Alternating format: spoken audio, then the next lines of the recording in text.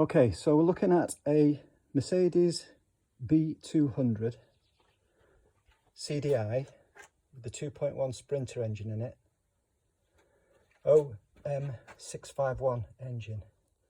It's got a typical noisy cam belt, well, cam chain, on first start up in the morning, and I'm attempting to change the tensioner.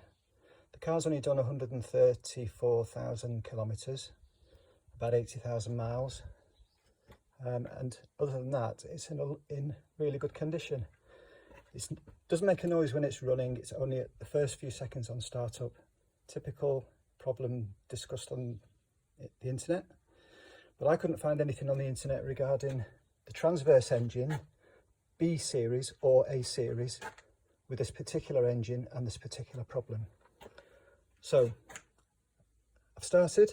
As you can see, I've removed things like the air box and the air duct down to the back of the engine to the turbocharger area. And at this point in time, I am disassembling the manifold to the turbocharger so I can get at the hexagon head on the adjuster. It's a bit tricky. There's a large Jubilee clip that you have to undo from underneath the car, so it's necessary to jack the car up so you've got access. I'll get back to you when I've got a bit further on. So I've removed the air duct by reaching up underneath from the bottom of the car to a large Jubilee clip, or a screw threaded clamp clip, which is at the back of this major duct here. And then I've loosened it off the ductwork and pushed it out of the way, which enables access to the adjuster, which is just underneath this abutment here. This heat shield is right on above the adjuster hexagon, 27mm hexagon, and it's not necessary to remove this ducting, which is pretty good because it's awkward to get to. So this main plastic duct here is pretty much trapped behind the engine and is difficult to extract. So I've just pushed it out of the way to reach the hexagon nut.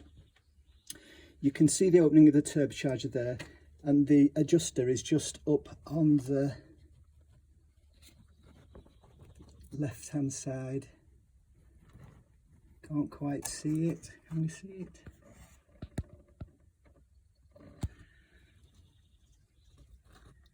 Okay, and it's reachable from underneath using a socket and a short extension, a 6-inch extension. It's a bit awkward, but it's doable. And before you start, don't forget to disconnect your battery. I'll get back to you soon. Okay, so the old part is out, and I'm replacing it with an INA OM quality replacement. As you can see, the old one was from a 2013 and has the 4 holes, and the new one also has the 4 holes. You can tell from the old one that there is a little bit of an air leak from the O-ring, which is allowing oil to drain back into the engine, and so has to be replaced as soon as the engine starts up with the oil pressure. And if there is a delay, or there's a lot of oil that needs putting back into this adjuster, then you will get a rattle for 2 or 3 seconds before the oil pressure is built up and the adjuster's fully extended. Right, get back to fitting it now. Okay, with a little squeeze, it is possible to get a 1/2-inch socket and 27mm spanner end, socket end onto that adjuster from the engine bay side, which makes it a little bit easier than crawling underneath to do it.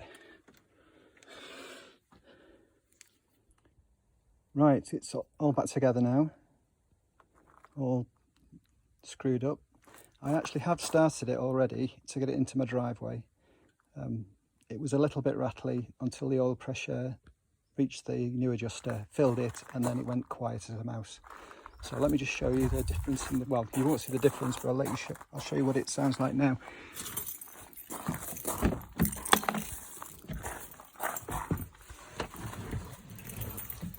There's the mileage on the car.